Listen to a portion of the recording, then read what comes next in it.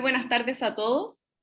En primer lugar, agradecemos su participación e interés por esta actividad titulada Brasil, Realidad Política, Dos Visiones. Para el Consejo Chileno para las Relaciones Internacionales es un honor contar hoy con la presencia de los señores Sergio Fausto, director ejecutivo de la Fundación Fernando Enrique Cardoso, y el señor Murilo de Aragao, presidente de la consultora Arco Advice. A continuación, dejo con ustedes a don Hernán Felipe Errázuriz, presidente del Consejo Chileno para las Relaciones Internacionales, quien les dará un saludo de bienvenida.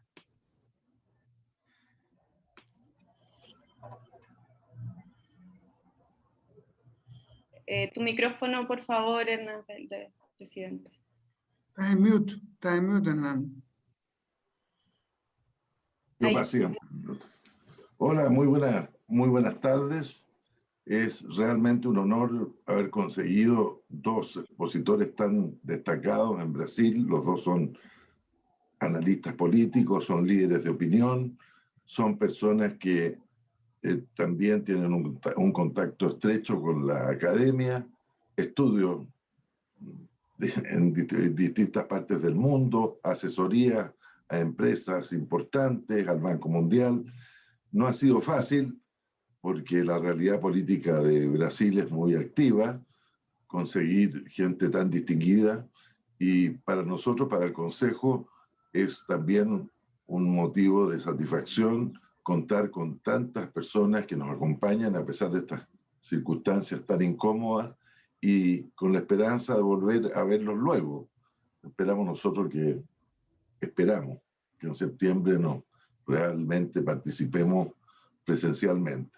Por ahora los dejo a ustedes con don Sergio Fausto, que es realmente una persona muy interesante, tan interesante como Murilo, pero él nos va a dar el punto de partida.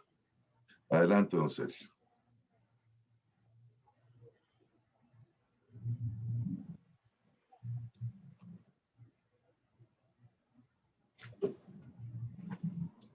Está en mute, Sergio. Está en mute. Bueno, ahora sí, ahora puedo arrancar. Bueno, antes que nada agradecer la invitación, es un honor y un gusto. Veo algunos rostros conocidos acá.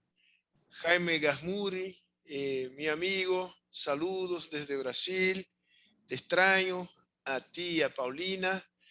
Bueno, Fernando, mi amigo, embajador de Chile en Brasil. Yo quisiera, bueno, voy a hablar un cuarto de hora máximo, ¿no? Y destacar algunos puntos que quizás puedan animar una conversación entre nosotros enseguida, ¿no?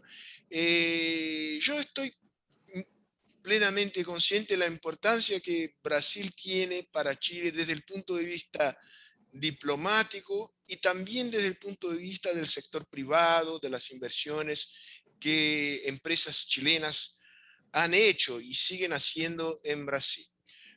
Bueno, Fernando me conoce bien, yo muchas veces soy de una honestidad intelectual quizás un poco brutal.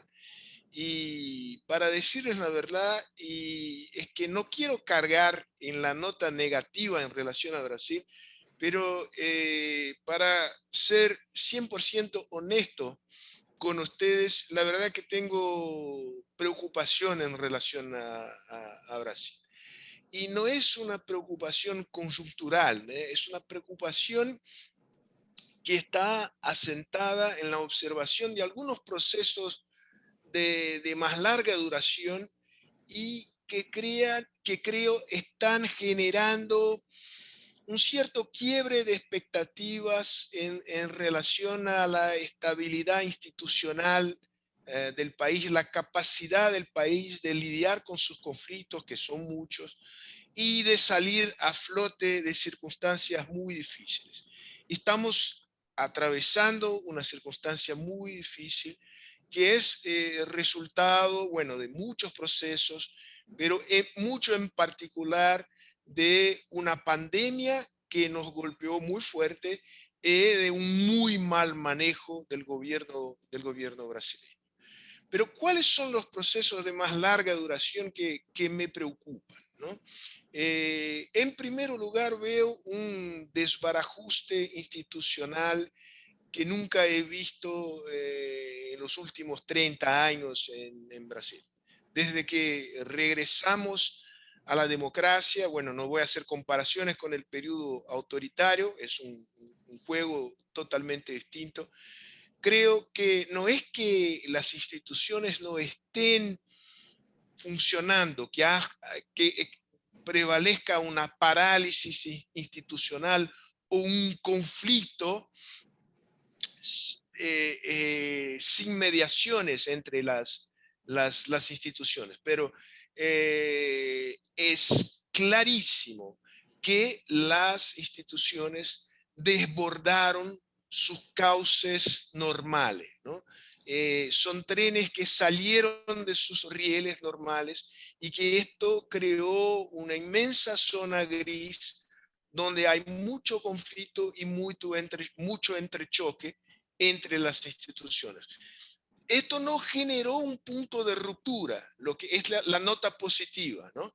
Pero es evidente que, para graficar, las Fuerzas Armadas juegan un rol hoy en Brasil que no es un rol razonable, normal, aceptable en un juego democrático, ¿no? Segundo lugar, el Poder Judicial ha invadido las competencias del poder del Congreso en particular, muchas veces porque fue provocado por el mundo político, ¿no? Pero el tema de la judicialización de la política es un tema importante en Brasil. Y él es la otra cara de la politización de la justicia. Entonces, que para no alongarme demasiado, quisiera subrayar el problema de un desbarajuste institucional que viene de lejos, viene cada vez más acendrado en Brasil. Esto, a mi juicio, la raíz del proceso es una crisis brutal del sistema de partidos, de los partidos y de la política como mecanismo para representar y lidiar con los conflictos sociales. Los conflictos sociales y políticos han desbordado el caos, el lecho normal, donde eran encausados, canalizados, y la causa fundamental de este proceso, que se refleja en un malestar institucional, a mi juicio, es una causa política que tiene que ver con la crisis del sistema de partidos, la hiperfragmentación del sistema de partidos, un problema de un hiato generacional, una selección adversa de los cuadros políticos en Brasil, una pérdida de calidad de la representación política, un descrédito de los políticos. Esto es lo que abrió espacio para un liderazgo tipo Bolsonaro y para un liderazgo algunos liderazgos que surgieron en el ámbito parlamentario con rasgos muy de outsiders. Y yo creo que esta es una tendencia que de no sermos capaces de hacer algunos cambios y algunas reformas importantes, es una tendencia que está un poco inscrita en la lógica del sistema político brasileño en el último periodo, y como yo decía, viene acendrándose de rato a rato. Y esto generó, a mi juicio, una pérdida de rumbo del país, una pérdida de rumbo interno que se refleja en una pérdida de rumbo externo, ¿no? El liderazgo de Brasil en la región, y esto viene de antes incluso del gobierno Bolsonaro, se perdió, ¿no? Se perdió la imagen de Brasil en el mundo, no podía ser peor, y este es un daño autoinfligido, ¿no?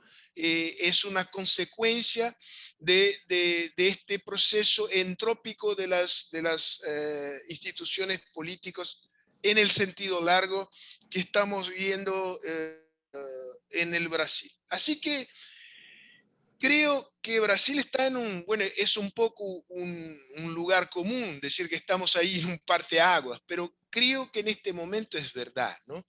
El simple hecho de que se discuta en Brasil cuáles son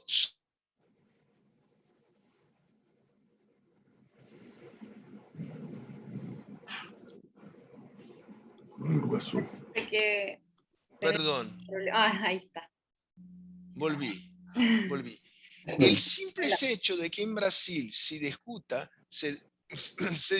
en serio los riesgos a la democracia, las posibilidades de un golpe de Estado que no sería un golpe clásico, pero que es un golpe que pasa por la erosión deliberada de las instituciones, por la subversión del orden militar y de las relaciones jerárquicas entre autoridades políticas y fuerzas de seguridad al nivel de los estados, y que esto no sea una broma, ¿no? Esto es un tema real, ¿no? Esto da un poco la medida del grado de deterioro que estamos observando en el país. Entonces, creo que tenemos ahí un parteaguas, y para, bueno, decirles de manera absolutamente tajante, ¿no? Bolsonaro es un tipo que está destruyendo las instituciones, y si logra reelegirse, esto sería un desastre de proporciones inigualables para Brasil. Afortunadamente, creo que la probabilidad de que él sea reelecto ha bajado por razones que vamos a discutir acá. Esto genera una posibilidad un poco más alentadora, ¿no? Pero con dependencia de que seamos capaces de rearticular las fuerzas democráticas en torno a un programa que no va a ser consensual entre todas las fuerzas del centro derecha al centro izquierda, pero que tenga un núcleo común que nos permita sortear una situación económica y social sumamente grave. Y no hace falta que yo, bueno, elabore mucho sobre esto. Ustedes están enterados de lo complicada que es la situación social y económica en Brasil, aunque superficialmente uno puede decir que la economía brasileña tiene algún impulso de retomada. Es un impulso que no ha llegado al mercado laboral, no ha llegado a las capas más desposeídas de la población. O sea, hay un caldo de cultivo muy complicado en Brasil. Entonces, que yo me quedo por acá porque creo que ya tenemos ahí suficientes elementos como para tener una conversación. Yo apuesto y me empeño en la construcción de una salida en Brasil que pase por un amplio frente de fuerzas heterogéneas, pero que tengan en común un compromiso con la desintoxicación política del país, la reconstrucción democrática del país, que tiene aspectos culturales, pero que pasa también por un aprendizaje y por algunos cambios institucionales sobre los cuales tenemos que conversar, podemos conversar. Y en este sentido, creo que la pérdida de popularidad de Bolsonaro abre un espacio potencial de concertación de fuerzas que pueden ayudar a construir un futuro mejor para el país en una cuadra histórica tremendamente desafiadora para nosotros. Me quedo por acá y encantado de escuchar a Murilo. Muchas gracias, Sergio. Dejamos con ustedes entonces al señor Murilo de Aragao.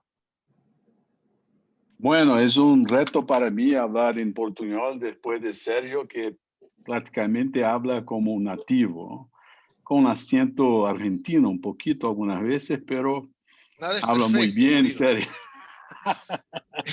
Bueno, Sérgio, é um honor compartilhar esta situação de debate de Brasil com você. Eu vou buscar uma outra visão, casi na linha do medio vaso lleno, el vaso medio vacío, porque aunque reconozca todas sus preocupaciones institucionales y el momento de Brasil, pero hay que hacer una mirada al pasado, mirar el presente y tentar entender lo que puede pasar en Brasil en el futuro.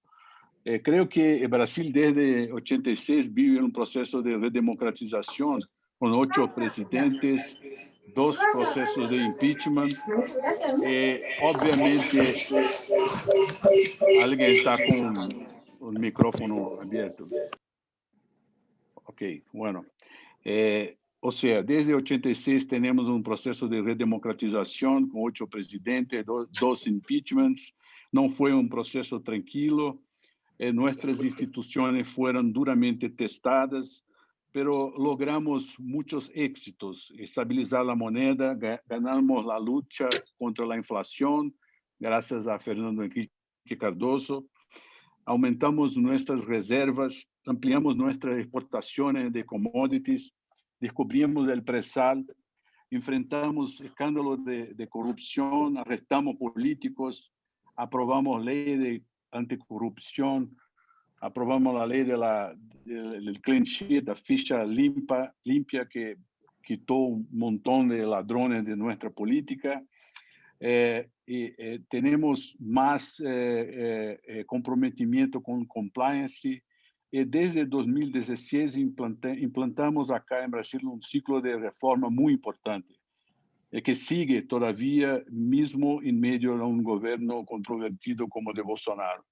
Ese ciclo de reformas ha nos dado la reforma laboral, la ley de outsourcing, la nueva ley de presal para inversiones extranjeras en el presal, la nueva ley del gas, la ley de saneamiento, la ley de telecomunicaciones, la ley de quiebras, nuestra Chapter 11, la autonomía del Banco Central y la reforma de la seguridad social, todo en medio de un ambiente político polémico, con muchas luchas, con resistencias de las corporaciones gremiales, pero avanzamos en medidas muy importantes para la modernización del país. O que nos enseña el pasado? Tenemos problemas históricos, problemas que heredamos desde el siglo XIX y el siglo XX, como la desigualdad económica, la desigualdad social y la desigualdad regional también. También el racismo, los prejuicios contra las minorías, corrupción, el crimen organizado, entre muchos otros problemas. No obstante, hicimos las reformas que yo he mencionado, que destapan muchas oportunidades de inversiones en Brasil, tanto por el tamaño del mercado cuanto por nuestra necesidad de investimentos. Me gustaría apuntar que la Bolsa de Valores, cuando hubo el impeachment de Dilma, estaba a 37.000 puntos en São Paulo. Ahora está en 127.000 puntos.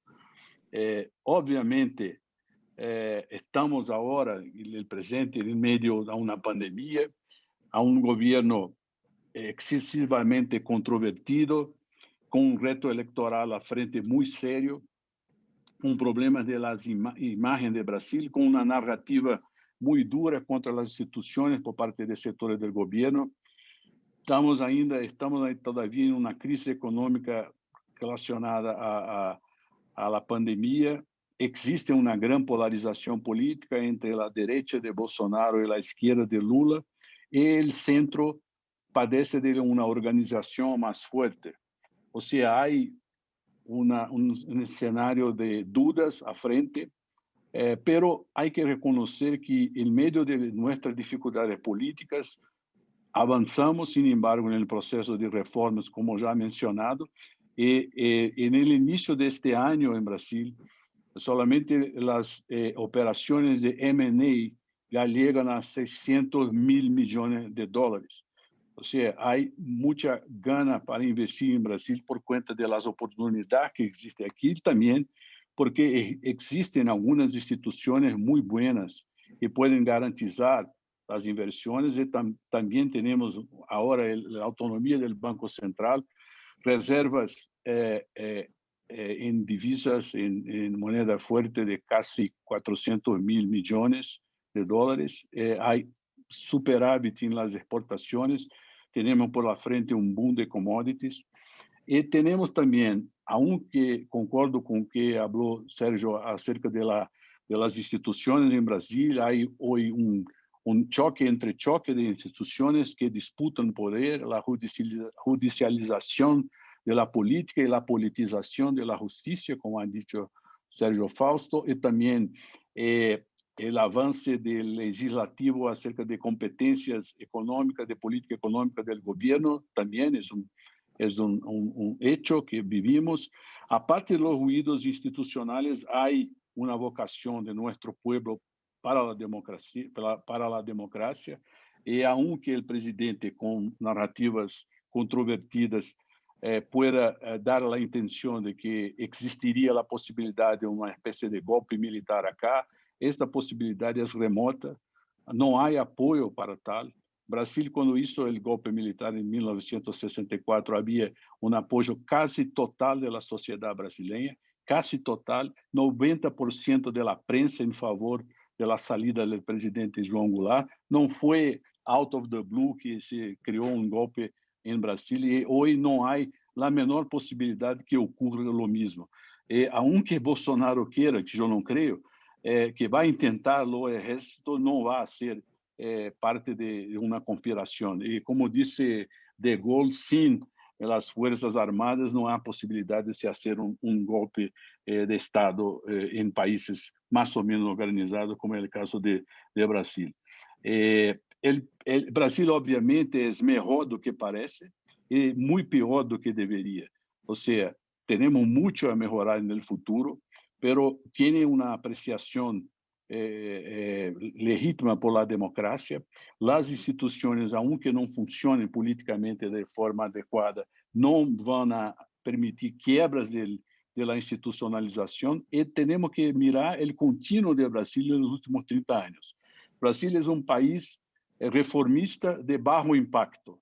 No hacemos grandes reformas, tampoco vamos a caminar en una dirección rara con quiebras o con adopción de soluciones heterodoxas en la política. Aunque hoy Bolsonaro traiga estas dudas institucionales acerca de Brasil, nuestras fuerzas democráticas no van a permitir que se ocurra una quiebra. Y existe también, aparte de las instituciones, el mercado de Brasil es muy fuerte, no para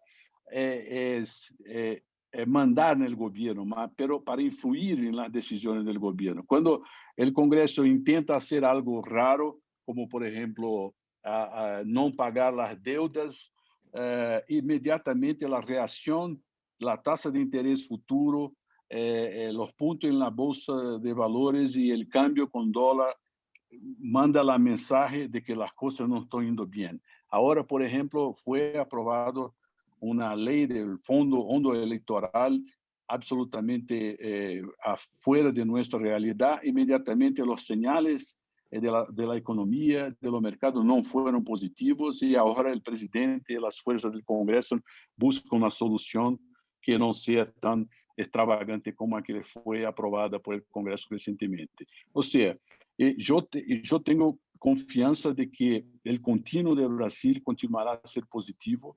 Los señales del mercado son importantes, sí, porque un tipo que va a invertir en Brasil, como por ejemplo que ahora compraron la concesión de las aguas de la Compañía de Aguas de Río de Janeiro, SEDAI, que es una inversión de 30 años, no va a hacer la inversión sin reflexionar acerca de los retos de Brasil, de las ventajas de Brasil y también de nuestras debilidades. Pero en general, la suma es positiva para los inversionistas. La lucha política es en el campo democrático.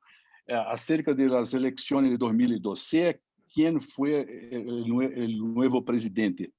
Aunque Bolsonaro sea reelecto, yo no creo, pero que sea reelecto, as instituições em Brasília, o mercado, as forças sociais, as forças econômicas não vão a deixar que o Brasil caminhe por uma situação não institucional e não democrática. E também creio que há ciclo de positivo que está relacionado às inversões ocorridas nos últimos anos com as concessões, que é uma inversão muito significativa nos últimos 4 ou 5 anos, e que vão a provocar período de inversões de emprego muito forte nos próximos 10 anos em infraestrutura em Brasil, porque nossa infraestrutura não está capacitada para atender as necessidades do povo brasileiro, e hoje há marcos regulatórios que vão a garantizar estes investimentos em condições positivas. E, obviamente, não são todas as instituições em Brasil que funcionam bem. O Brasil é um país desigual, faz parte de nossa história, é um país em constante evolução, mas tenho uma mirada, não digo totalmente bullish, totalmente positiva, mas há que mirar com cuidado. Claro, há que mirar certas áreas de inversões com cuidado, há que mirar a política, sim. A política é lío, o sistema político brasileiro não está bem organizado, sim, é verdade. Por outro lado, o sistema, na maneira que está organizado, impede soluções radicais, ou seja, não há espaço para radicalismo em Brasil. Ou seja, se amanhã ganha Lula e vem com programa de governo muito de esquerda, não vai encontrar apoio no Congresso para implantar. Terá que negociar com as forças de centro e incluso com as forças de direita também para poder avançar com seus propósitos. E o mesmo passa com Bolsonaro. Se vem com propostas que não sejam capazes de criar uma área significativa, majoritária de consenso, não vão progressar. Ou seja, aunque temos problemas para ter país melhor, mas socialmente e politicamente justo, não vejo uma condição dramática de retrocesso. Vejo sim quadro de luta política, claro, e de atenção das forças sociais e das élites empresariais também. Bueno, paro por aqui para contestar perguntas se vocês assim desejarem. Gracias. Perdão por mi advanced portuñol. Excelente, muchas gracias. Pues. Fernanda. Muchas gracias. Y a continuación tenemos algunas preguntas de los asistentes. En primer lugar, llamamos al señor Ignacio Walker, ex canciller de Chile, para la primera pregunta. Bueno, muchas gracias en primer lugar a ambos. 2 preguntas para mi querido amigo Sergio Fausto, a quien aprovecho de saludar afectuosamente aquí a la distancia y en forma virtual. Sergio, la primera pregunta. Hace un par de meses vimos un encuentro bastante inédito, ¿no? En medio de esta situación que tú has descrito tan difícil. Un encuentro entre el presidente Fernando Henrique Cardoso y el presidente Lula. Esa foto, ¿no es cierto?, fue distribuida profusamente en América Latina, salió un reportaje en El País. Yo te quiero preguntar, ¿cuál es el significado más profundo de ese encuentro? ¿Cómo tenemos que leerlo, aparte de claramente tener una postura crítica del presidente Bolsonaro? ¿Hay algo más, sobre todo con un trasfondo en las últimas 3 décadas, de un tremendo desencuentro entre ambos, ¿no? Y entre el Partido Socialdemócrata y el PT. Entonces, bueno, a muchos nos llamó la atención, yo creo, positivamente, este encuentro, pero quisiera que tú nos pudieras explicar cuál es el sentido de ese encuentro. Y la segunda pregunta, a propósito del presidente Cardoso. Bueno, esto está todo vinculado a la socialdemocracia, ¿no? El Partido Socialdemócrata Brasilero. Y yo quiero preguntarte si, a la luz de la experiencia de ustedes en Brasil, si tú le ves alguna posibilidad a la socialdemocracia en América Latina. En Chile este es un tema interesante porque el Partido Socialista, bueno, nunca se reconoció como socialdemócrata, pero ahora hay muchas voces socialdemócratas en Chile. ¿ah? E incluso el candidato de la derecha que fue derrotado este domingo se definió como socialdemócrata. Los dos economistas jefes de Daniel Jadwe y Gabriel Boric de la izquierda dijeron que sus programas eran más bien socialdemócratas. Bueno, el Partido Socialista y el PPD en Chile hace rato están discutiendo la posibilidad de una federación socialdemócrata. ¿Hay alguna posibilidad en América Latina, a la luz de la experiencia de ustedes, de que el ideario socialdemócrata pueda tener un espacio político? Gracias, Sergio, y gracias a ambos. Mil gracias a ti, querido Ignacio. ¿Debo contestar a Ignacio inmediatamente o la idea es recolectar otras preguntas? A mí encantado de contestar a Ignacio ahora. Hagámoslo directamente, por favor. Está bien. Muchas gracias. Bueno, Ignacio, ¿cuál es el significado más profundo del encuentro de Lula con Cardoso, ¿no? La iniciativa fue de Lula, ¿no? A Lula le conviene mucho el acercamiento a Cardoso por razones obvias, porque para que pueda elegirse en el año que viene, tiene que moverse hacia el centro. Y Cardoso es obviamente un referente del centro del espectro político en Brasil. ¿Qué tipo de consecuencias el encuentro puede tener? La respuesta honesta, Ignacio, es que por ahora no lo sabemos. Sabemos que a Lula interesa moverse hacia al centro, pero si el movimiento hacia al centro pasa por un compromiso programático más sustantivo y por algún tipo de autocrítica en relación al pasado de los gobiernos, es un tremendo interrogante, ¿no? Esto también no depende solamente de Lula, depende también de que surja una fuerza política al centro con capacidad de competir. Y aunque no sea para vencer, que pues pueda sentarse a la mesa como para negociar con el PT en una posición más afirmativa, ¿no? Y esto tampoco está claro, porque el grado de desbarajuste de los partidos y de los liderazgos del centro, ¿no? El centro es sumamente heterogéneo, ¿no? Pero en particular en el Partido Socialdemócrata, tampoco esto está claro. ¿A dónde va? ¿No? ¿Qué candidato tendrá? Habrá previas. Hay por lo menos 2 contrincantes ahí que se presentaron, quizás un tercero. Y creo que esto señala las dificultades que yo mencionaba en mi presentación, ¿no?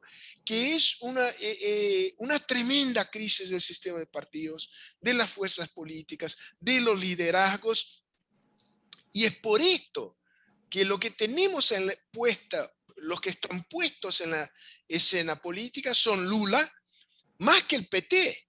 Es un nombre, es el mito, ¿no? Entonces es una disputa entre 2 mitos, ¿no? Si yo tuviera que elegir entre uno y otro, bueno, yo prefiero de lejos al mito de Lula, ¿no? El mito de Bolsonaro es un mito destructivo, regresivo.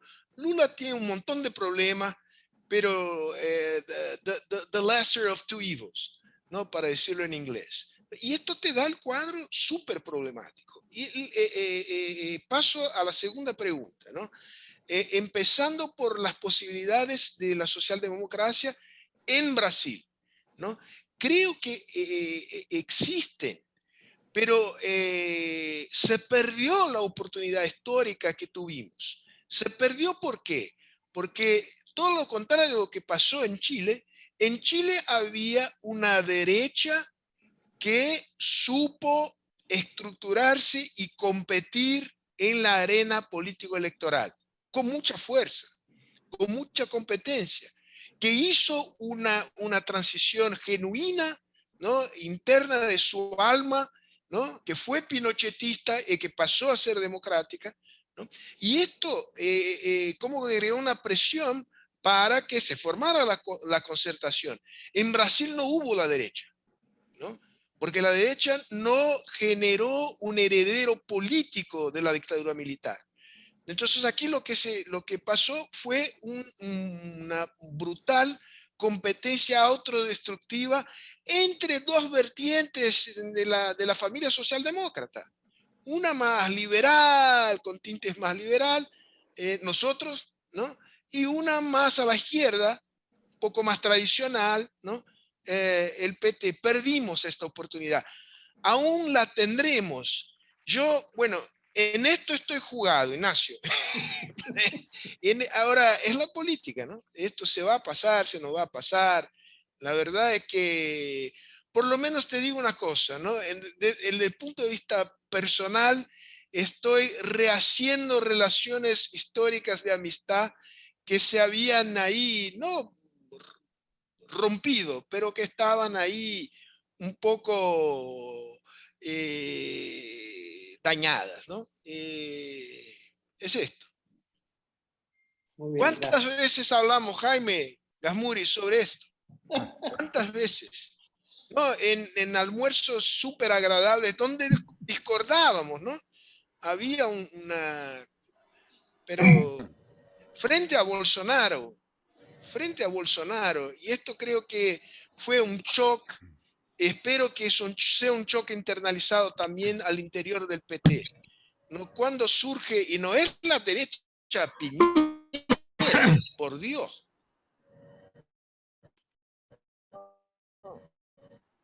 Piñera es un hombre civilizador. Bolsonaro es un miliciano.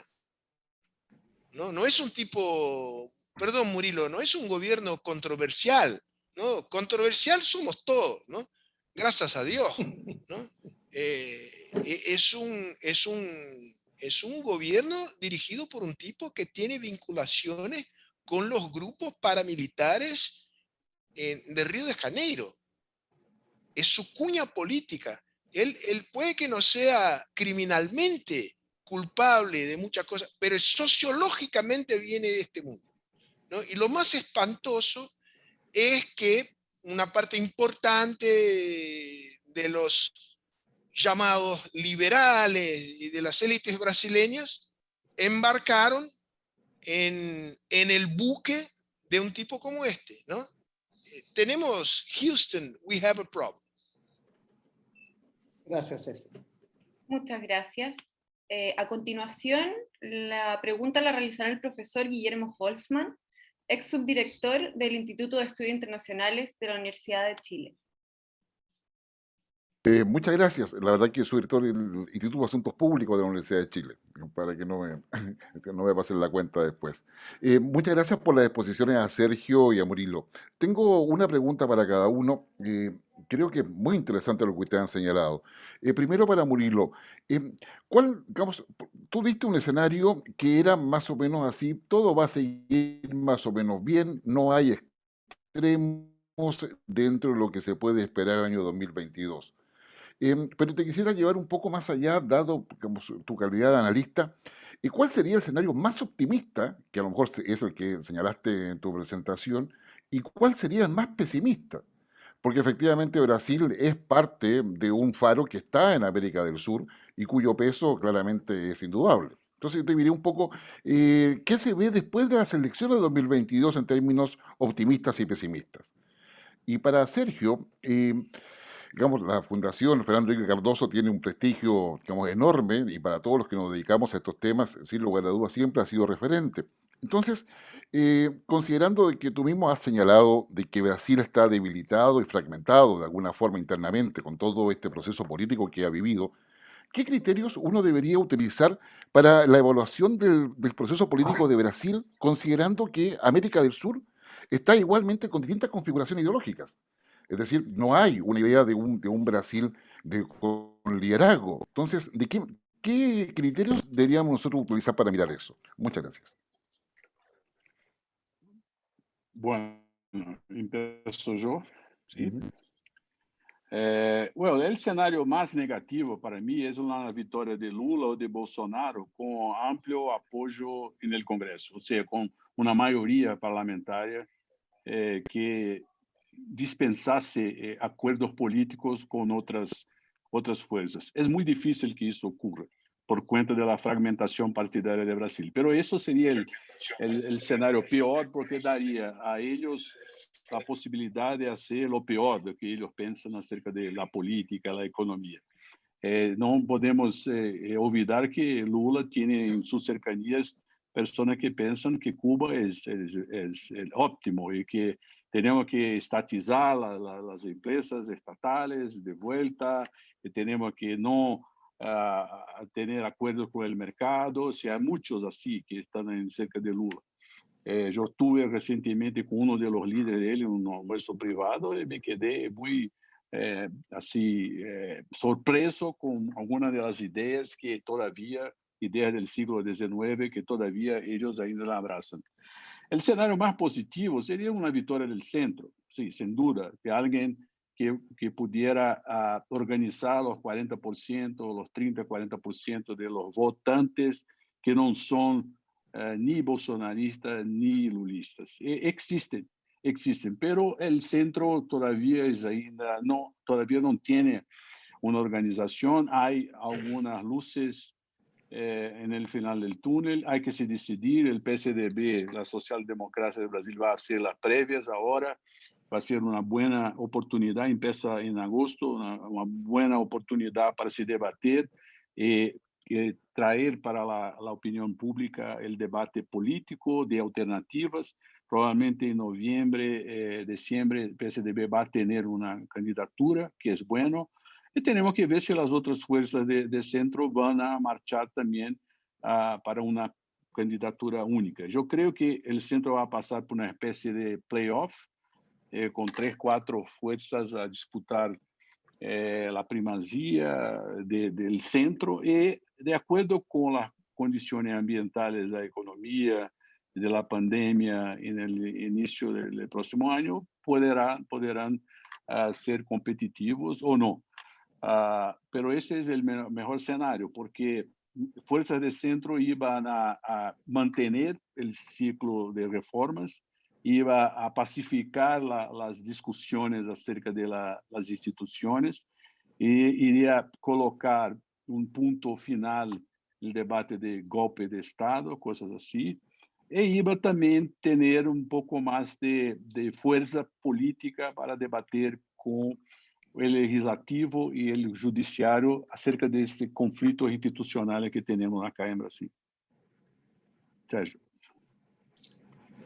Bueno, a ver, mi micrófono está abierto. Guillermo, el tema Brasil y la región, ¿no? También estoy muy preocupado con la región, ¿no? Salvo, creo que, para decirlo de manera un poco simplona, creo que el único sitio estable de gobernabilidad sentada en la región es Uruguay, ¿no? Y creo y veo Chile como un caso muy interesante y estoy alentado con el resultado de las previas.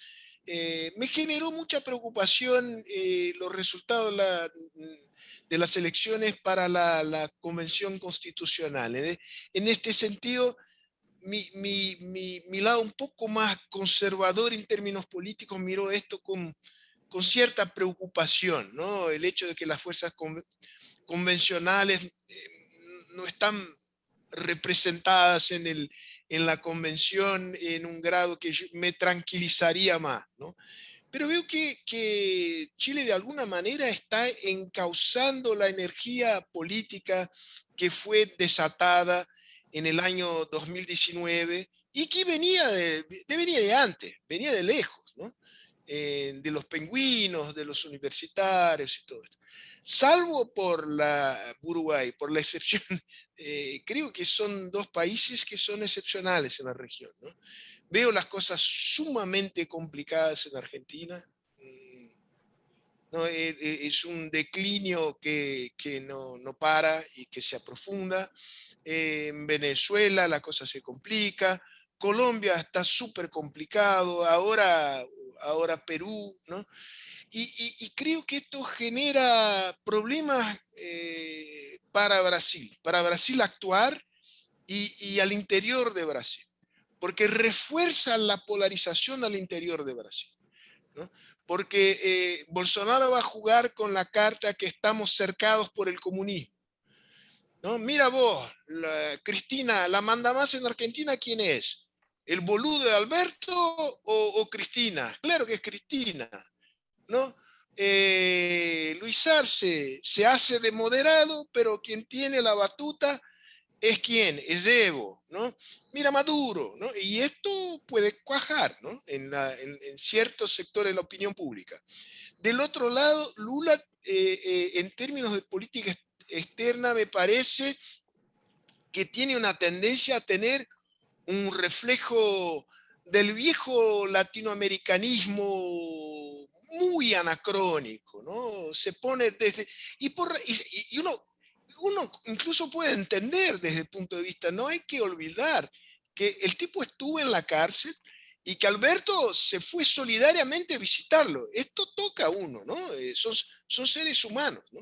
Y además, su entorno más inmediato es simpático a Cristina, es simpático a Evo, puede que tenga críticas al chavismo y a Maduro. Lula no es Chávez para nada, el petismo no es el chavismo, pero yo no creo en brujas, pero que las hay, ¿no? Hay y esto me preocupa enormemente. No es que solamente se está hundiendo el centro en Brasil, se está hundiendo el centro en la región, ¿no?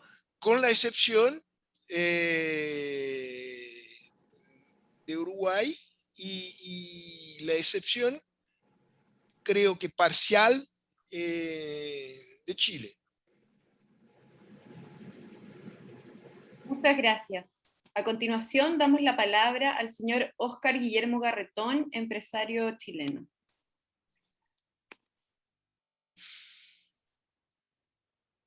¿Ahí? ¿Está bien? Ya. Perfecto. Bueno, quiero agradecerles a ambos la presentación. La verdad que ha sido muy interesante.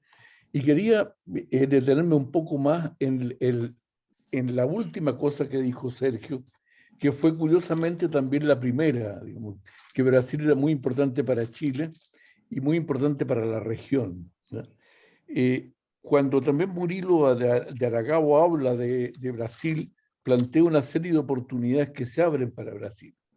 Pero en esto de la situación latinoamericana hay una dimensión muy compleja, y es que todo indica que a la salida de la pandemia, América Latina va a ser de los perdedores internacionales comparado con lo que ocurre con otros lugares.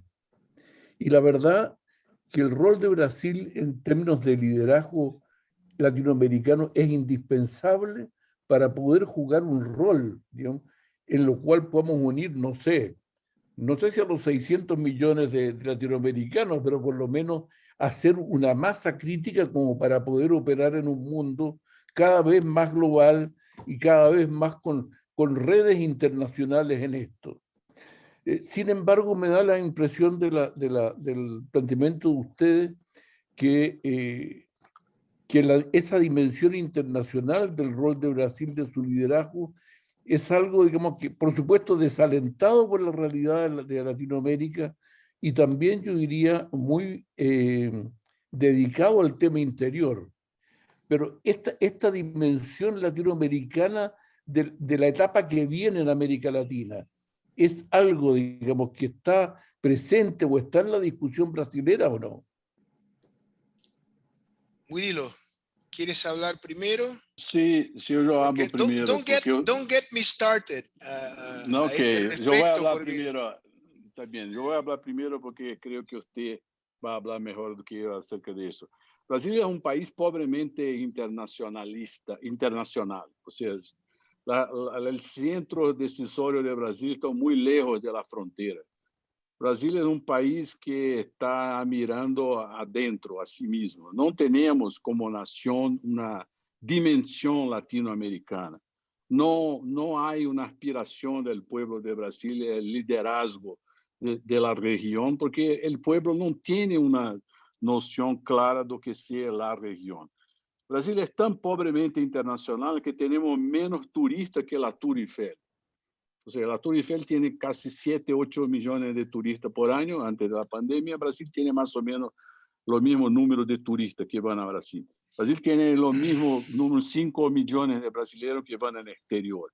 Brasil es un país globalizado, pero no es un país internacionalizado. Entonces, globalizado porque Internet, WhatsApp, Zoom, Facebook, TikTok, Twitter, todas las grandes trends del mundo moderno, Brasil tiene, ok, estamos colgados a esas tendencias, pero la nación no es internacional. Aunque seamos el segundo productor de alimentos en el mundo, el comercio exterior de Brasil es menos de 4% del comercio del mundo. Entonces, Brasil tiene que vivir un proceso de internacionalización que va a ocurrir probablemente en los próximos 10 años, en la próxima década. Yo soy optimista acerca de este proceso. Entonces, esto es una cuestión importante acerca del rol de Brasil en el liderazgo en la región. Nosotros tenemos que nos asumir como una nación internacional de la región. El Mercosur, por ejemplo, es polémico para nosotros. No hay una aceptación general de los beneficios del Mercosur. Creo que parte de la élite brasileña económica no gustaría de estar en el Mercosur. Y aparte también que Bolsonaro ha traído una agenda nacionalista también. Pero es importante entender que aunque no seamos internacionales suficientemente, hay una vocación en el futuro de las élites de Brasil para que avancemos en esta dirección. Oscar. Bueno, antes de contestar, yo quisiera hacer una solicitación en nombre de Fernando Reis, asesor del presidente Lagos, que me envió un mensaje que está intentando ingresar en la reunión, pero que no encuentra el link que le mandaron. Entonces, que alguien que por caridad pueda enviar a él, creo que Fernando agradecería. Bueno, la pregunta de Oscar Garretón, el apellido me suena. Y la verdad es que hay un muy diminuto grupo de personas en Brasil y de empresas que tienen cierta claridad sobre lo que está pasando en el mundo, el rezago de América Latina y lo difícil que va a ser la pospandemia en la región, ¿no? La nota positiva es que hay un grupo de empresas que se está destacando, ¿no? Y con nuevos liderazgos empresariales que no van a Brasil a pedir bendición a los mandamases de turno, ¿no? Y que se han tornado más vocales en varios temas que son temas que proyectan a Brasil en el mundo global. Tomemos como, por ejemplo, el tema medioambiental, ¿no? Si uno piensa en un tema de larga duración que es crítico, clave, y donde estamos perdiendo una ventanilla de oportunidad y nos estamos hundiendo, es el medio ambiente, ¿no? Y este es un problema que no se recupera, ¿no? Porque nos estamos acercando del tipping point en Amazonía, ¿no? Recién salió un report. Ahora somos emisores netos de gases de efecto invernadero en Amazonía. O sea, pasamos de tener crédito de carbono a recibir y tendremos que pagar si no revertimos el proceso. Y Bolsonaro es esto. Bolsonaro es el tipo que dio la protección a que criminales destruyeran la jungla, la floresta, o sea, el peor escenario, uno puede decir lo que sea de Lula, pero en el gobierno de Lula, la deforestación en Amazonía ha caído como nunca antes. El eslogan de Lula en este caso es verdadero, ¿no? Como nunca antes en la historia de este país. Entonces, la idea que son dos tipos equivalentes, dos fuerzas políticas equivalentes, bueno, no resiste a un examen mínimamente neutral de la realidad. Oscar, el tema es este. Algunas empresas, algunos poquitos think tanks, pero el político promedio brasileño es de un provincianismo, pero espantoso, ¿no? Y cuando uno mira al Congreso y se siente alentado porque, y es verdad que el Congreso frena los ímpetus más autoritarios del Ejecutivo. Excelente, muy bueno. Por otro lado, lo que está pasando con el sistema de partidos en Brasil, en el Congreso, es un atrincheramiento de las viejas oligarquías que se están reproduciendo casi que dinásticamente en grupos familiares y que miran al local, ¿no? Quieren sacar plata del presupuesto federal para tratar de sus problemas al nivel local. No, a ellos no les importa 3 puntitos lo que está pasando en el mundo.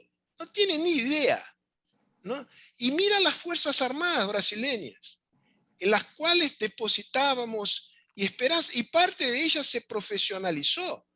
Pero cuando van al poder y se destapa lo que tenemos ahí, señores, ¿no? Señores, muy complicado, ¿no? Muy complicado. Y no estoy hablando simplemente de un cierto conservadurismo sano, pero modernizador. No, gente que no tiene... Mira el tipo que fue ministro de Salud de Brasil, ¿no? Militar. Entonces, ¿qué está pasando con el... y esto viene, no viene el gobierno de Bolsonaro, viene un poco más de lejos, con el Itamaraty, la deterioración de los cuadros diplomáticos de Brasil. Entonces, es claro, ¿es posible ganar dinero en Brasil? Sigue siendo posible. ¿Hay oportunidades? Sigue siendo posible. Hay oportunidades.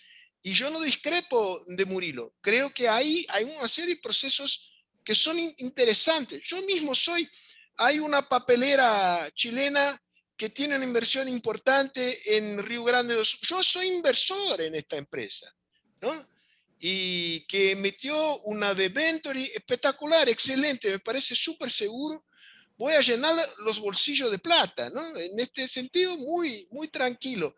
Pero el país es otra cosa, ¿no? Ahí el país es más complicado. Muchas gracias. Gracias. A continuación, damos la palabra al señor Demetrio Infante, ex embajador de Chile en Brasil.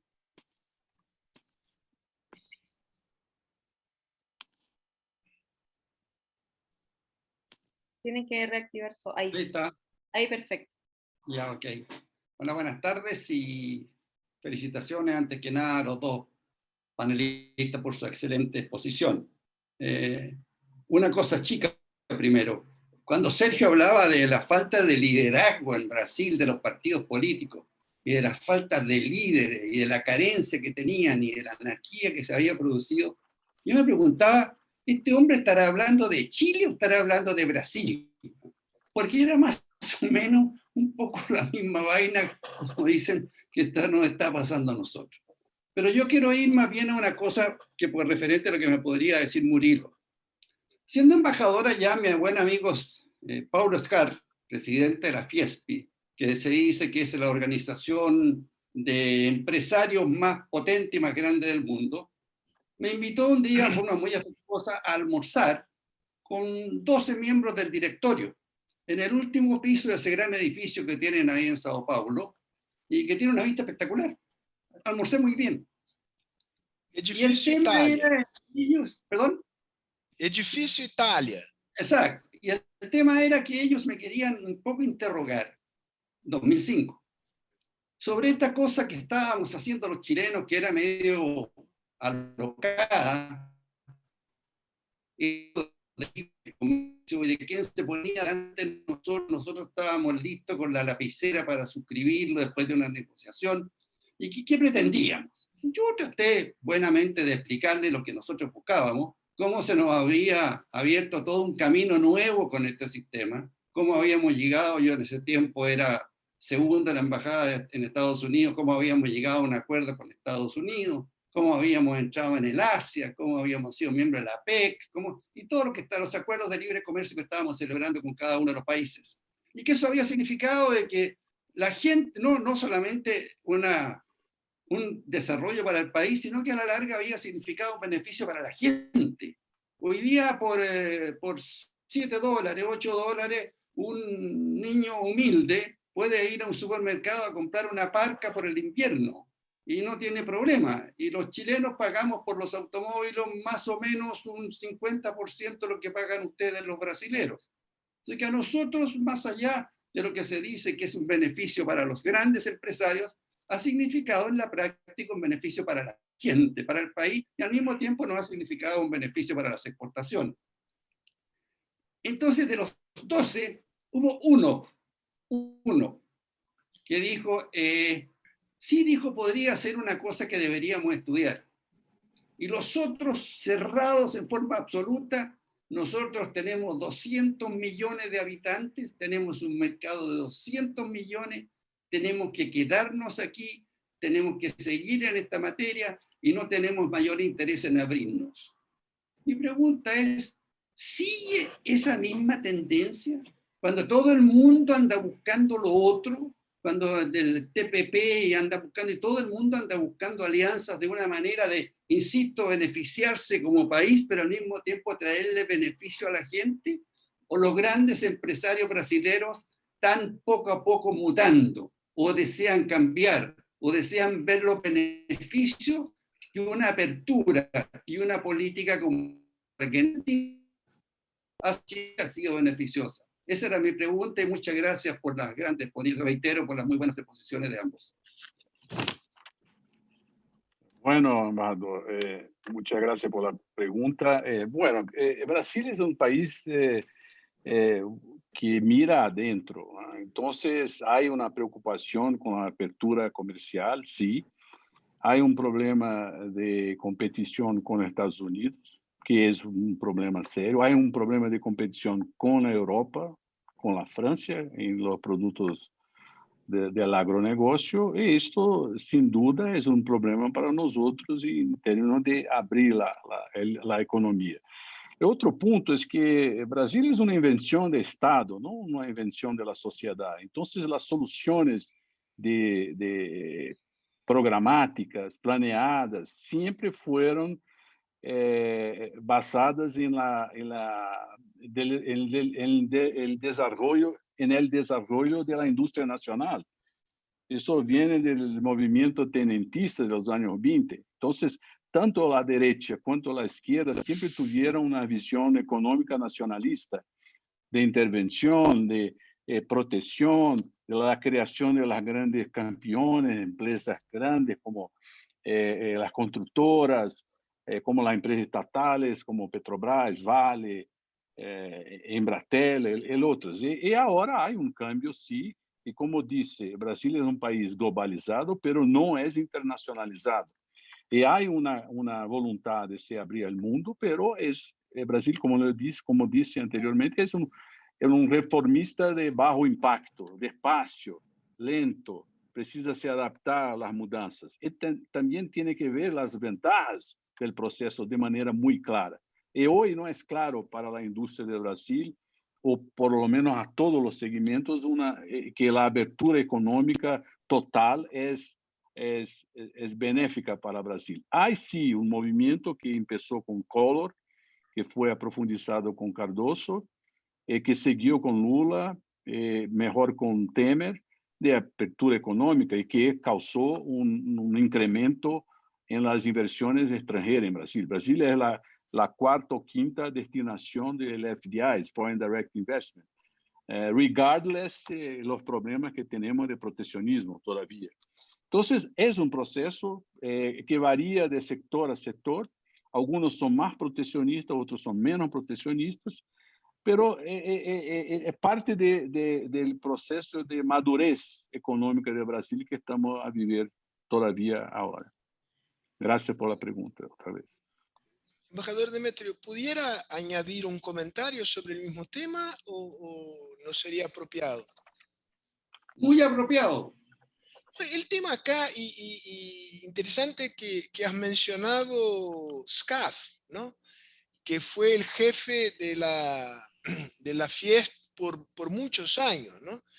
Que es Desde 7 años.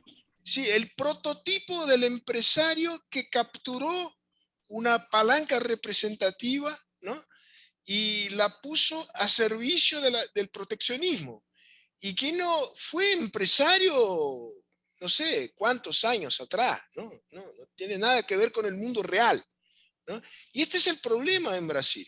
Hay fuerzas dinámicas en la economía que están dispuestas a competir, que están conscientes de la necesidad de competir, sí, pero la representación política de estos sectores están capturados hace muchos años por gente que son profesionales del atraso, ¿no? Y nada personal en contra de nuestro amigo SCAF, pero SCAF es casi una caricatura, ¿no? Estuvo SCAF, y esto se conecta con el tema político, ¿no? SCAF estuvo en el Partido Socialista, estuvo en el PMDB, obsesionado con su propia vanidad y con la idea de que tiene un gran futuro en la política, ¿no? Instrumentalizó la FIESPE en torno a esto. Entonces, el problema es que Brasil, la idea sí, somos un reformismo de bajo impacto, pero seguimos en una cierta, el mundo no está parado esperándonos. Este es el problema. Muchas gracias a ambos por sus respuestas y en honor al tiempo vamos con una última pregunta. Le damos la palabra entonces al señor Jaime Gazmuri, ex senador y ex embajador de Chile en Brasil. Bueno, muchas gracias. Bueno, felicito a los dos por las muy buenas exposiciones. Bueno, Sergio, un gusto muy grande de vernos nuevamente. Dejamos interrumpida una conversación que espero que se reanude cuando logremos salir del encierro que nos ha tenido sometidos a este bicho maldito. Y muy contento además, no solo por verte, sino porque por la última parte de tu intervención respecto de la política brasilera, cuando comentas el encuentro de Fernando Henrique con Lula. Así que espero que te vaya bien en tus afanes. Yo soy de los que piensa de que uno de los dramas de la política brasilera, lo que pasó hace muchos años, ha sido el trágico desencuentro durante décadas entre el PT y el PSDB, y entre Lula y Fernando Henrique, que han sido dos grandes liderazgos del país.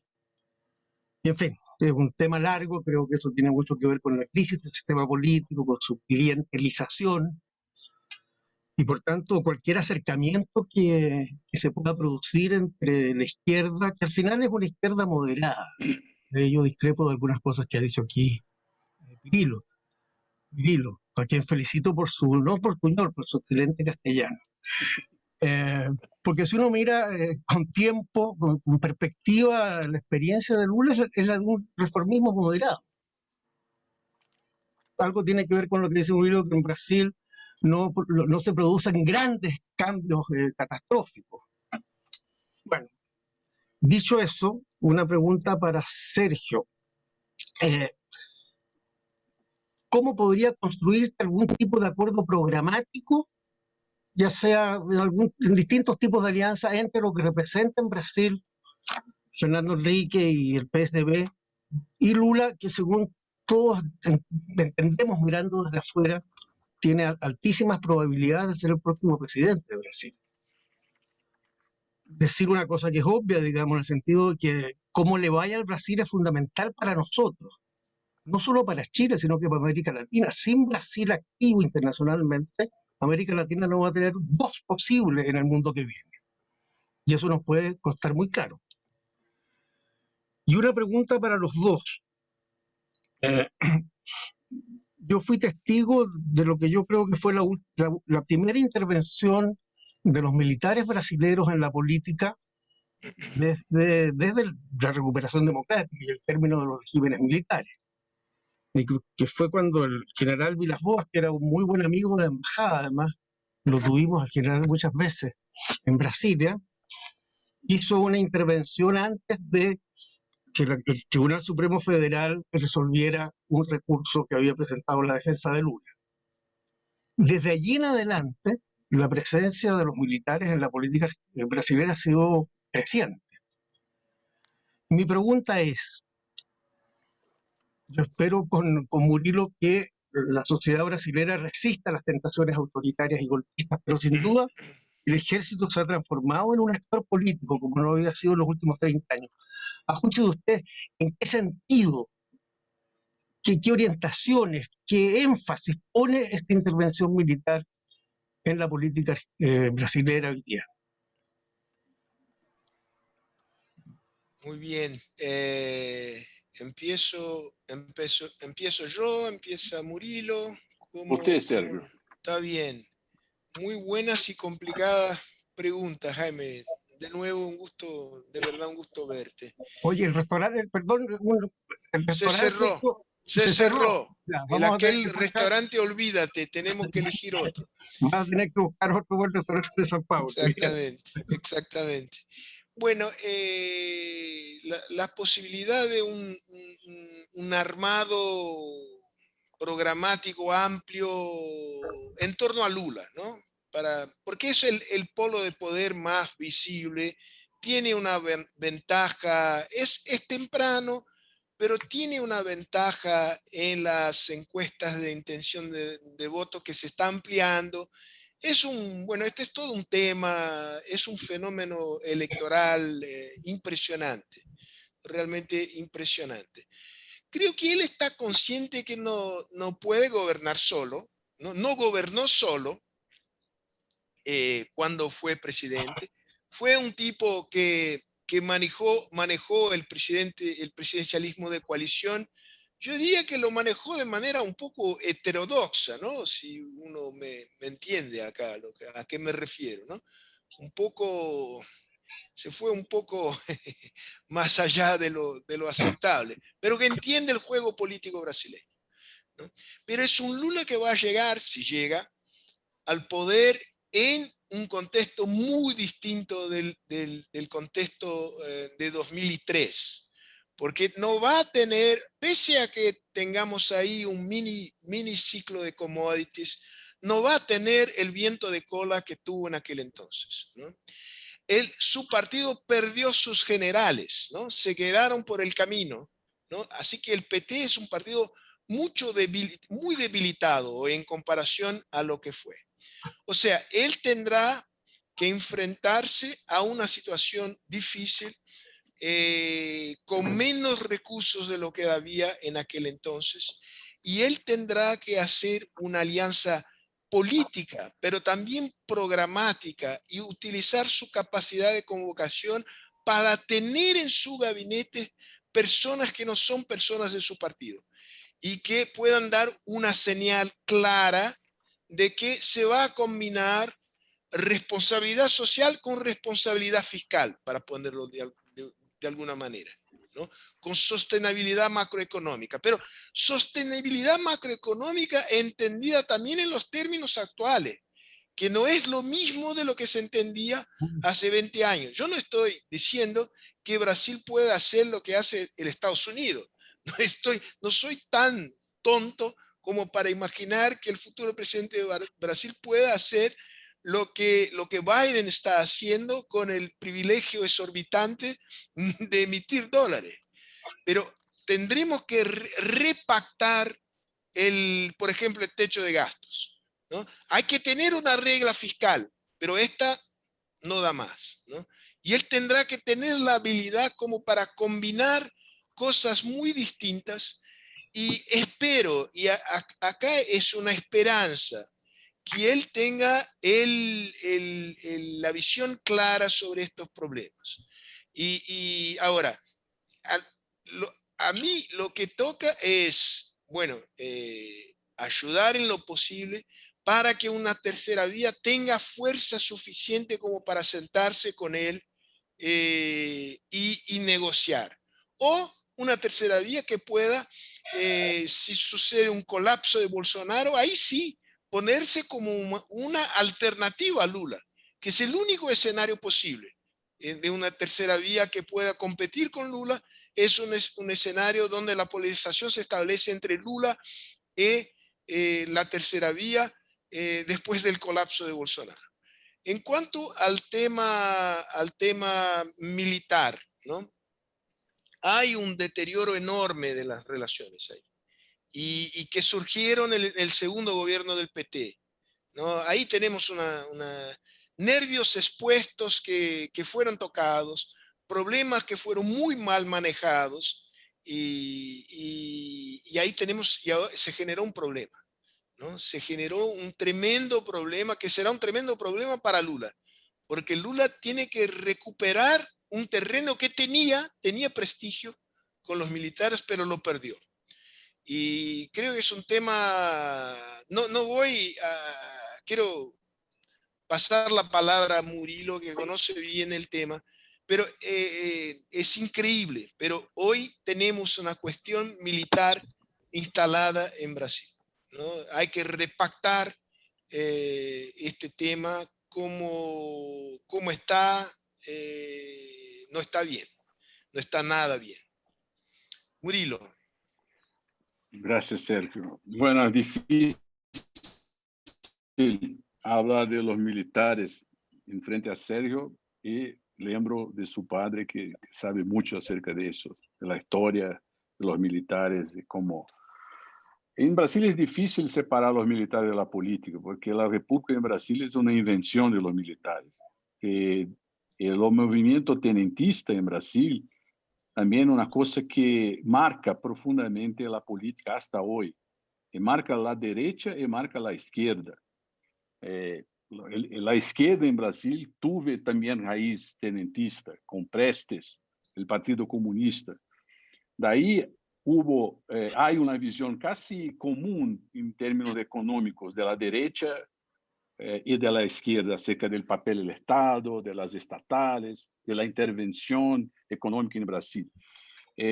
Creo que hoy los militares no quieren una intervención directa, pero no van a estar alejados de la política porque hay el pensamiento militarista, podemos decir así, que existe no solamente en el ejército y las fuerzas armadas, pero también en el mundo de la policía militar, de la policía civil, de muchos que tienen una adherencia a los ideales que los militares representan o imaginan que representan.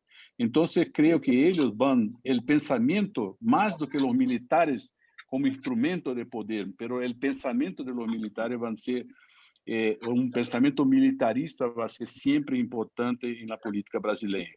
Pero creo que ellos mismos van a resistir la tentación de intervir directamente, Jaime, en el poder. No creo que ese es un deseo de ellos. Yo hablo con muchos de ellos y ellos saben que hay un rol constitucional que hay que respetar y que no quieren tener el costo de intervención y el costo del prejuicio que tuvieron durante 30 años después del régimen militar en Brasil. O sea, ellos saben el costo que ellos sufrieron después del fin del régimen militar. Me gustaría también hablar un poquito de Lula. Lula va a ser un camino al centro, es claro, como dice Sergio. La duda hoy es si él va a hacer esto antes de la elección o después. Algunos más radicales creen que el centro va a apoyar a Lula de cualquier manera después. Una solución más o menos como el mensalão, cuando el PT salió a comprar apoyo político de los partidos del centro y de la centro-derecha. Otros creen que no, que Lula va a hacer una marcha al centro antes de la elección, buscando, por ejemplo, un candidato a vicepresidente en el medio empresarial y hacer más o menos el mismo camino de Lula en 2002. O sea, eligiendo a alguien para la economía que sea fiable al mercado, a poner a alguien que tiene una buena relación con los militares, a respetar las tradiciones del Itamaraty. Yo creo que Lula va a intentar va a caminar por este camino de ser un poco más preocupado en pasar una buena imagen de tranquilidad institucional para las fuerzas políticas de Brasil. Ahora, la elección más importante que debemos mantener, que va a decidir el futuro del país, o la dirección del país, o la intensidad de las reformas en Brasil, es el Congreso, porque independente se es Lula, Bolsonaro, Dória, o Eduardo Leite, o Ciro Gomes, van a tener que negociar con un Congreso fragmentado, que no es totalmente de izquierda, tampoco es de derecha, tanto que la agenda conservadora de Bolsonaro no ha progresado en el Congreso, no hubo apoyo para eso. Entonces, la situación va a ser decidida por la composición del Congreso brasileño en 2023, que es la elección más importante para mí, porque es la que va a dar el tono de Brasil del futuro inmediato. Gracias. Muchas gracias a ambos por sus respuestas. Ha estado muy interesante esta conversación, por lo que quiero preguntarle al presidente si tenemos espacio para una última pregunta. Si está así, pues, déle nomás. Perfecto. Que sea corta. La palabra, sí, corta la pregunta y la respuesta. Eso. Entonces le damos la palabra al señor Carlos Portales. Tiene que activar su audio. Muchas gracias. Tiene mucho poder de síntesis usted. Tiene mucho poder de síntesis, así que lo va a hacer muy bien. Gracias, Ana Felipe. No, mi pregunta es sintética, pero no es muy corta, probablemente de responder. Y los voy a sacar de Brasil para ponerlo en algo que a ustedes no les gusta, que es que Brasil tiene algún peso internacional, que tiene. Y también en América Latina, a pesar de que no lo reconozcan, pero lo tiene. Pero no voy a entrar en política Brasil-América Latina, sino que en otro actor que creo que hoy día es clave en el mundo y en la región, que es China. China hoy día es un gran socio de Brasil económicamente, un gran comprador de alimentos, materias primas, y es inversionista, y ha tenido una relación brasilero-china, ha sido muy curiosa en estos años, porque ha tenido un presidente que no puede haber insultado más que China, ministros como el canciller, quien dejó de serlo para tratar a China, y que los chinos, contra todo lo que hacen en el mundo, capearon el empate del toro, pusieron la bandera roja y consiguieron un torero llamado el señor Murao, vicepresidente, y arregló un poco las cosas. Bueno, esto por poner algo folclórico en la pregunta. Brasil tiene con China todavía un gran tema, que es el tema del 5G, en que ha hecho corsi y recorsi, y por ahora está todo pendiente. ¿Cómo estiman ustedes la relación chino-brasilera, entre otras cosas, miembros del BRICS y de varias cosas, en términos del poder que China va adquiriendo en América Latina? Fíjense, por cierto, en las plantas nucleares en Argentina, en los ferrocarriles en Argentina, en la base antártica que están construyendo en Ushuaia. Es decir, poco a poco nuestros amigos chinos están, y ahora el presidente del Perú acaba de ir a visitar como su primer acto al embajador chino, algo bastante insólito. ¿Qué opina Brasil de esta relación China-América Latina y cómo va a establecer, o cómo ven ustedes las posibilidades de establecer o de continuar esta relación de Brasil con China? Sergio, voy a empezar para usted hacer un término, un gran final, ¿ok? Bueno, Carlos, gracias por la pregunta. La visión de Brasil acerca de China es dividida. Los militares, el sistema financiero, tienen algunas dudas acerca de si debemos tener el 5G chino. Hay dudas acerca de Huawei, que no es una firma listada en la bolsa, no tiene un compliance muy claro. Entonces, hay dudas acerca de esto. Y la decisión que va a ser tomada es de la creación de una red privada del gobierno, una red exclusiva del gobierno, que no va a poder ser operada por Huawei o por la compañía como Huawei. Y va a ser operada por otra compañía, probablemente Samsung o o Nokia o Ericsson. Enfim. Los militares no les gusta la relación, tienen dudas acerca ideológicas, acerca de los intereses de los chinos. Ahora, el agronegócio en Brasil, no, ellos le aman a China. Brasil es el más grande parceiro comercial de Brasil, entonces es una situación es una paradoja la relación entre Brasil y China. Ahora, no creo que ellos van a avanzar en inversiones en Brasil como están haciendo en Argentina, por ejemplo. No creo. Es diferente y hay también un problema que en la visión chino acerca de Brasil. No hay en ellos la empatía necesaria para entender Brasil. El Brasil no es una gran Moçambique o una gran Angola que usted llega con una maleta de plata y dice, yo quiero hacer un puerto acá, no hay reglas ambientales ni laborales. No, en Brasil no es así que funciona. Entonces, ese es el problema que veo en China. Ellos no tienen la capacidad de empatía acerca del otro. Ellos creen que su poder financiero o su poder de compra es suficiente para justificar el apoyo o el bienvenido, el abrazo de llegada de la inversión china en los países. En Brasil es un poco más complejo. Entonces, es una visión muy dividida. Ahora vamos al gran final porque Sergio sabe mucho más que yo acerca de eso. Bueno, esto, Carlos, es el gran reto de Brasil en el siglo XXI, ¿no? Cómo manejar, siendo una potencia mediana que tiene, sí, incidencia en la región, una cierta proyección global, pero que está en el medio de dos gigantes, ¿no? Los dos elefantes en el salón, ¿no? Yo creo que, como dijo Murilo, pese a todo, y esto creo que dice algo sobre Brasil, sobre el hecho de que pese a las locuras de Bolsonaro y su grupo, hay un cierto mecanismo que está inscrito en el Estado brasileño, en la sociedad brasileña, que hace un cierto balance, ¿no?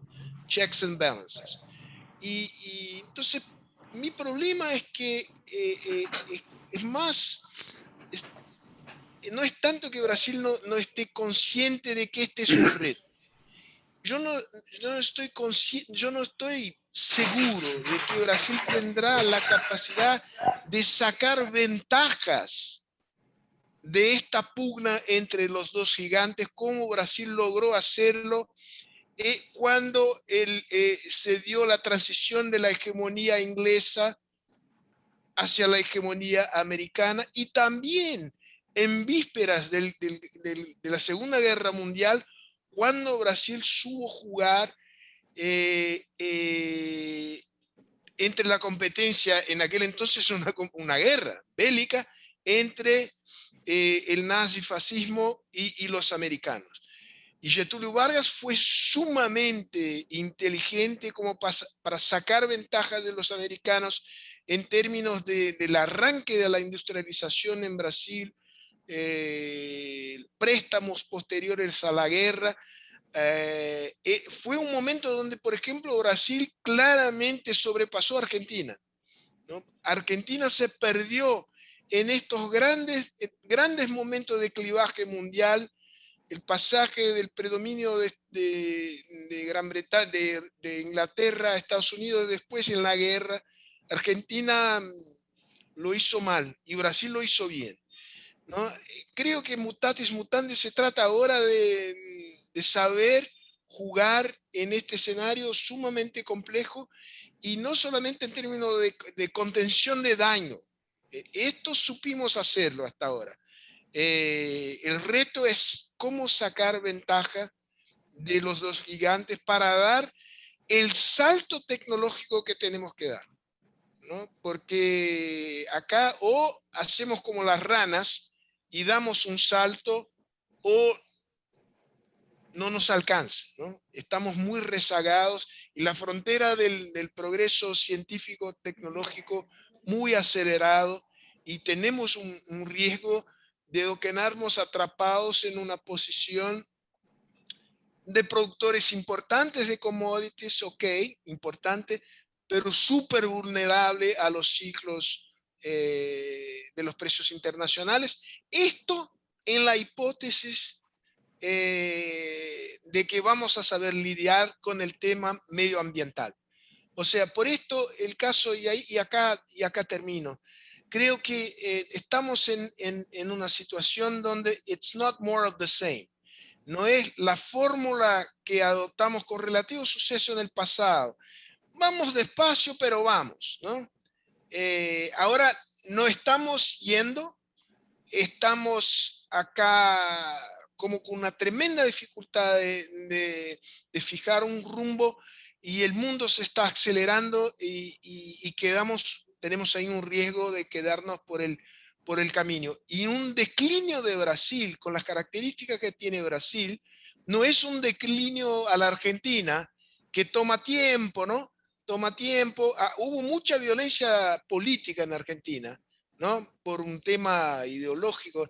Acá lo que temo es violencia social en el crimen común. La penetración del crimen organizado en Brasil es tremenda, ¿no? Es tremenda.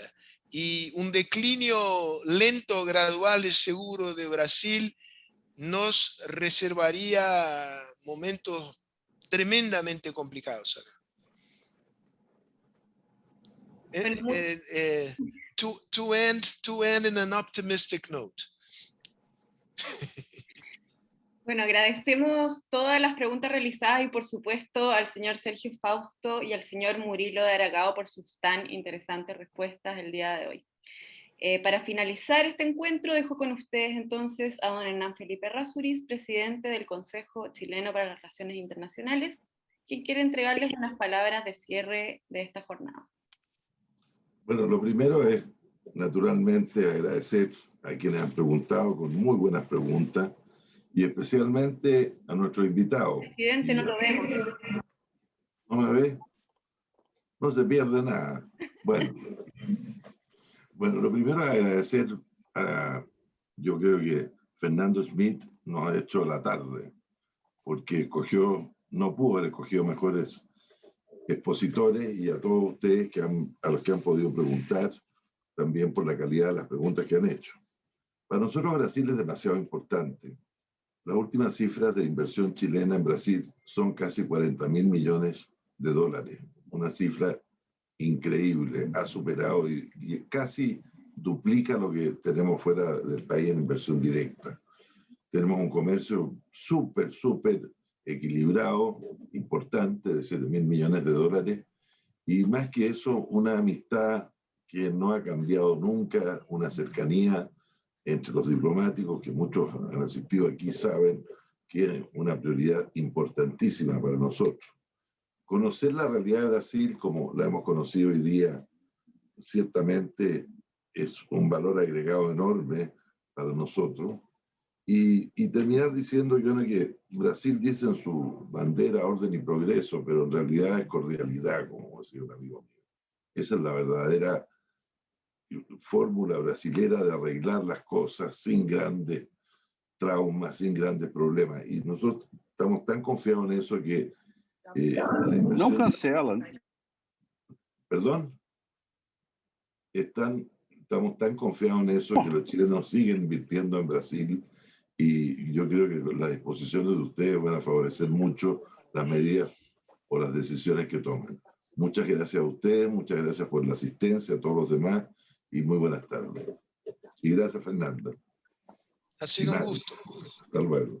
Gracias a todos. Y por favor, un descuento a uno acá que mira las cosas muy de cerca, que está muy involucrado, y como dijo Evita, la pasión de mi vida no es Argentina, es Brasil, y esto quizás me complique un poco el análisis.